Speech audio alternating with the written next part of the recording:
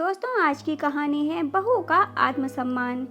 दोस्तों, यदि आप आध्यात्मिक धार्मिक स्टोरी सुनना पसंद करते हैं तो मेरा एक अलग से चैनल बना हुआ है, उसका आपको डिस्क्रिप्शन बॉक्स में लिंक मिल जाएगा। वहां से आप लोग उसको सब्सक्राइब कर सकते हैं और मेरी आध्यात्मिक और धार्मिक स्टोरीज को सुन सकते हैं। चलिए शुरू करते हैं। मैं रसोई घर से जैसे ही दूध लेकर निकली, गोलू आकर टकरा गया। मामी, आपको दिखाई नहीं देता, सारा दूध मेरे ऊपर गिरा दिया।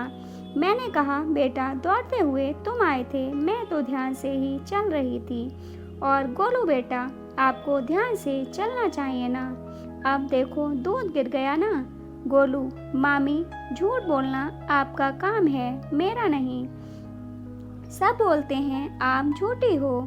झूठ बोलकर मामा को फंसा लिया। गोलू, रिमा जोर से बोली। आवाज सुनकर सासू माँ हाजिर हो गईं। क्या हुआ, क्यों मेरे नाती पर चिल्ला रही हो? मम्मी जी, गोलू बहुत बदतमीज हो गया है, हर बात का जवाब देता है। सासू माँ, मेरी बेटी और नाती 2-4 दिन के लिए आते हैं तो तुमसे देखा नहीं जाता। छोटे बच्चे पर ऐसे चिल्लाते हैं क्या? मम्मी जी, ये मुझे क्या बोल रहा है, आपने सुना नहीं है ना? क्या छोटे बच्चे ऐसी बातें बोलते हैं? मम्मी जी, ये सब आपके लाड प्यार का नतीजा है। अपने से बड़ों से बोलने की तमीज भूलता जा रहा है। बड़े छोटे की तमीज नहीं है। ननद भाभी, तमीज तो आपको नहीं है। मम्मी से कैसे बात कर रही हो? दीदी, अब आप तो रहने दें, ये सब कुछ आप लोग की वजह से होता है जो गोलू ऐसी बातें बोलता है। क्या हुआ, इतना हंगामा क्यों हो रहा है? लोग नए साल आने की खुशी में पार्टी करने की तैयारियां कर रहे हैं और यहाँ हंगामा हो रहा है। राकेश ऑफिस से आते हुए बोला, ये अपनी बीवी से पूछो, अब तो इसे गोलू भी अखड़ने लगा है। क्या हुआ जो गोलू ने कुछ कह दिया? ये महारानी बच्चे पर चिल्ला रही हैं, जोर से ननद बोली। राकेश, रिमा, गोलू छोटा बच्चा है, उसकी बात का क्या बुरा मानना। रिमा, राकेश, इस छोटे बच्चे ने क्या बोला है, जरा सुन तो लीजिए। राकेश, रिमा, छोटी छोटी बातों को खींचने से घर का माहौल खराब होता है। छोड़ो ये सब, जाकर चाय बनाओ। रिमा, नहीं राकेश, आज नहीं, आज छोड़ दिया तो फिर मेरी इज्जत एक छोटा बच्चा भी नहीं करेगा। आज आपको मेरी सारी बातें सुननी पड़ेंगी। मम्मी जी मुझे जली कटी सुनाती रहीं, मैंने बुरा नहीं माना। दीदी छोटी होकर मुझे ही 4 बातें सुना देती, तब भी मैं चुप रही। राकेश, लव मैरिज हम दोनों की, फिर सजा मुझे ही क्यों? मैं ही क्यों सबकी नाराजगी और गुस्सा झेलती रहूं? आपको कभी किसी ने कुछ नहीं बोला, आप कहते रहे मम्मी बाहर से कठोर हैं लेकिन दिल की बहुत अच्छी हैं। कुछ वक्त बाद मम्मी का गुस्सा शांत हो जाएगा, उनकी बातों को दिल से मत लगाओ। मैं भी इस उम्मीद में जीती रही कि एक दिन मम्मी जी मुझे अपनी बहू मान लेंगी, पर नहीं, उनके लिए तो मैं काम करने वाली नौकरानी हूँ और उससे ज़्यादा कुछ नहीं। कभी मुझसे प्यार से बात नहीं करती, कोई नौकरानी से भी ऐसे बातें नहीं करता जैसे मम्मी जी मुझसे करती हैं। जिसको जब मर्जी जो मर्जी सुना दो।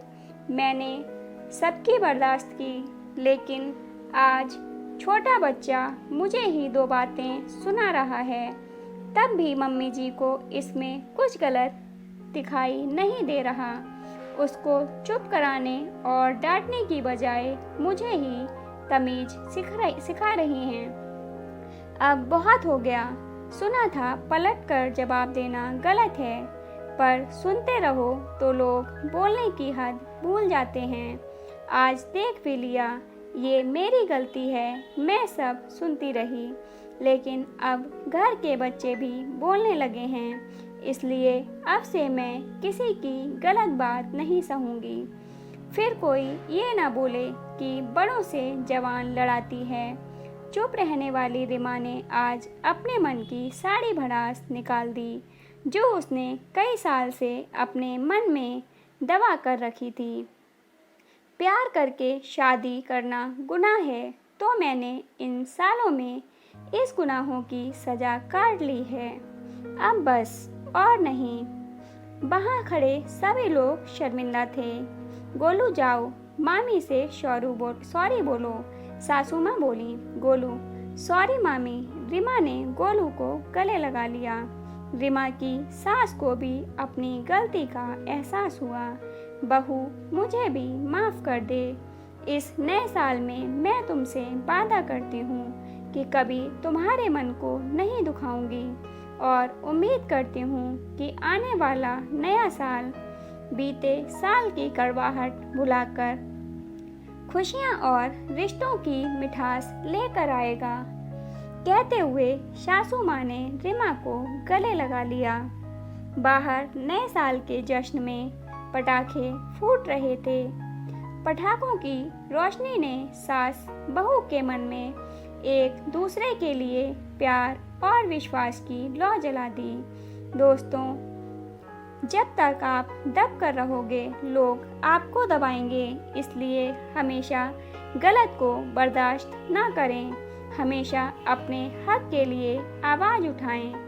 हाँ, हमें बड़ों को जवाब नहीं देना चाहिए, लेकिन जहाँ आप सही हो वहाँ चुप होकर खुद को दबाएं नहीं, बल्कि सच का साथ दो। हमेशा हमें अपने आत्मसम्मान का ख्याल रखना चाहिए। अगर हम लोगों की इज्जत करते हैं तो हमें खुद की भी इज्जत करवानी चाहिए। दोस्तों, ये कहानी थी बहू के आत्मसम्मान की कहानी। आपको कहानी कैसी लगी कमेंट बॉक्स में ज़रूर बताइएगा। अगर आपको कहानी अच्छी लगी हो तो लाइक एंड शेयर कीजिएगा और ऐसी ही कहानियाँ सुनने के लिए चैनल को सब्सक्राइब कर लीजिएगा। दोस्तों, कहानी को पूरा सुनने के लिए धन्यवाद। आप किस तरह की कहानियाँ सुनना पसंद करते हैं, हमें कमेंट बॉक्स में ज़रूर बताइएगा। हम आपकी इच्छानुसार कहानियाँ लाने की पूरी कोशिश करेंगे। धन्यवाद दोस्तों।